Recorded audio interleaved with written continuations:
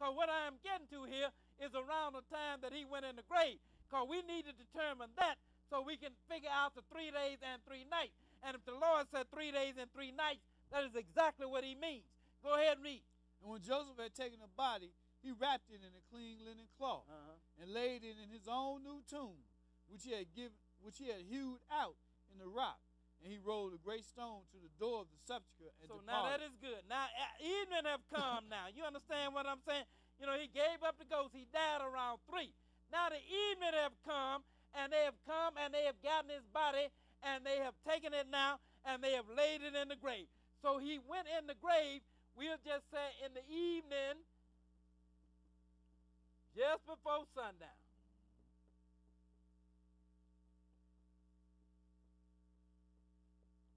Okay, now we got to deal with the middle of the week. We in the evening, just before sundown, and the middle of the week, that is the day that we call Wednesday. So now we got to deal with that. And we got to get 3 days and 3 nights, right? Let's go from Wednesday, just before sundown, to Thursday, just before sundown. What? It's 1 day and 1 night, right? And from Thursday, just before sundown, to Friday, just before sundown, is 2 days and 2 nights, right? And from Friday, just before sundown, to Saturday, just before sundown, is 3 days and 3 nights. That's 3 days and 3 nights, right? If Jesus said 3 days and 3 nights, that's what he meant. Now, let's go to Matthew chapter 28, and we'll begin reading at verse 1. We almost there. Just hold on a little while longer. Matthew chapter 28, and we'll begin reading at verse 1. 28 and 1.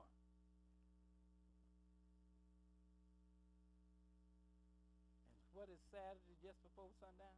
It is the Sabbath day, isn't it? Which is the 7th day of the week. Yes. Go ahead. In the end of the Sabbath. At the end of the Sabbath. Go ahead and read. As it began to dawn toward the first day of the week. In other words, the Sabbath day, again, is the day before the first day of the week. Go ahead and read. Came Mary Magdalene and the other Mary to see the sepulchre. As it was dawning toward the first day of the week. We hadn't gotten there yet, but it was coming close to it. It was getting there. Because if Jesus said 3 days and 3 nights, and he went in the grave in the evening, and if you count 3 days and 3 nights, it will take you to the evening just before sundown, to the Sabbath evening just before sundown, won't it? Go ahead and read on. And behold, there was a great earthquake, for the angel of the Lord descended from heaven, and came and rolled back the stone from the door, and sat upon it. Go ahead. His countenance was like lightning, and his raiment white as snow. Go ahead. And for fear of him, the keepers did shake, and became as dead men.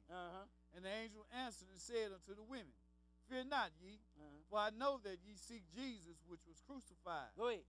He is not here, for he is risen, as he said. Come, see the place where the Lord lay. So when was this? At the end of the Sabbath, as it started to dawn toward the first day of the week. He was. So did he rise on the first day of the week? No. He was already gone. At the end of the Sabbath, as it was drawing close to the first day of the week, he was gone already. So that thing about, Jesus rose on the first day of the week, that makes it be the Sabbath day. That don't fly either. We got just a little bit more here. Let's go to Matthew chapter 12 now and begin reading at verse 1. Matthew 12, and we'll begin reading at verse 1. 12 and 1.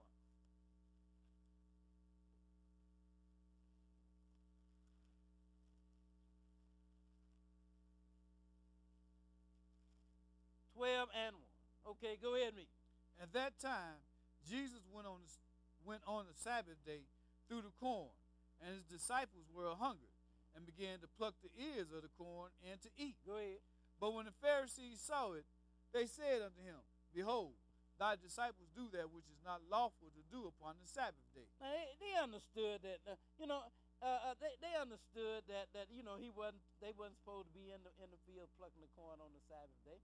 But apparently they had not prepared for the Sabbath day, so they went through the fields and they was plucking the corn and they was eating it on the Sabbath day.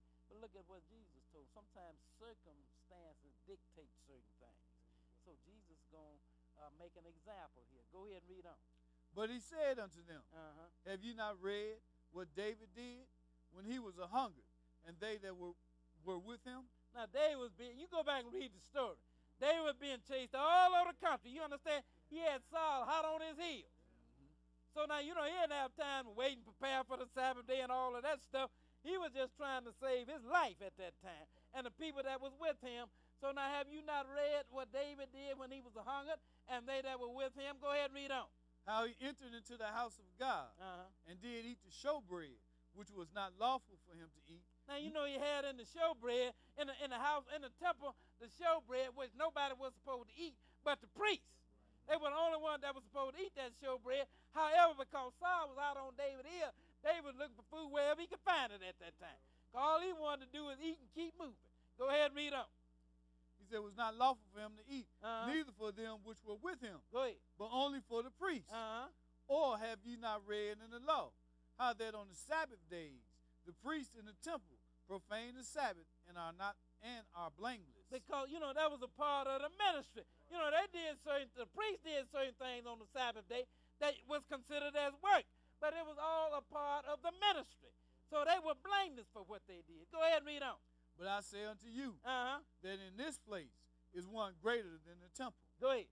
But if ye had known what this meaneth, I will have mercy and not sacrifice, ye would not have condemned the guiltless. For the Son of Man is Lord even of the Sabbath day. Who gave you the Sabbath day in the first place? The Son of Man. Jesus was the one that gave it to you, didn't he? But he's just showing you here by example. Because certain conditions dictated, they did certain things that was in violation. But it was not something that they did every day or every Sabbath day. You understand what I'm saying? Because on this particular case, there are certain conditions dictated what they did. But he's going to tell you something else here that nobody pays attention to. Go ahead and read on. And when he was departed thence, he went into their synagogue. And behold, there was a man which had his hand withered. And they asked him, saying, Is it lawful to heal on the Sabbath day? Now Jesus asked, Is it lawful to heal on the Sabbath day? Go ahead and read on. That they might accuse him. And he said unto them, Go ahead. What man shall there be among you that shall have one sheep? And if it fall into a pit on the Sabbath day, will he not lay hold on it?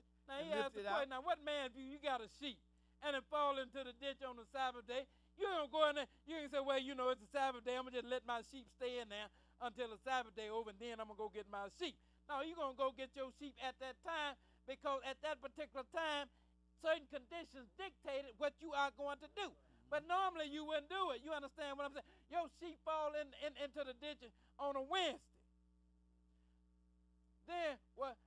Then you ain't going to wait until the Sabbath day and then say, I'm going to go in there and get my sheep, are you? That would be a whole different thing then, wouldn't it? Then you would be guilty because you had all them other days to go in there and get your sheep out. Brother called you, he need help. My car done stopped on me. Well, what day is it? It's on Wednesday. But then he going to call you Saturday morning and ask you to come help him fix his car. Why you didn't call me Wednesday or Thursday? No, you ain't going to go help him then. If he had to call you Wednesday or Thursday, or if his car break down on the Sabbath day and he called you and asked for help, that's a different thing, isn't it? Just showing you how the Lord is operating here. Go ahead. What verse are we? Verse 12. Go ahead and read. He said, How much then is a man better than a sheep? Wherefore it is lawful to do well on the Sabbath day. He said it is lawful to do well on the Sabbath. He didn't say it is all right for you to go and violate the Sabbath day, did it? He said it is lawful for you to do well on the Sabbath day. He made another example. Let's go over to Luke chapter 13, and we'll pick it up at verse 10. Luke 13 and verse 10. We got two more after this. Luke 13, and we'll begin reading at verse 10. 13 and 10.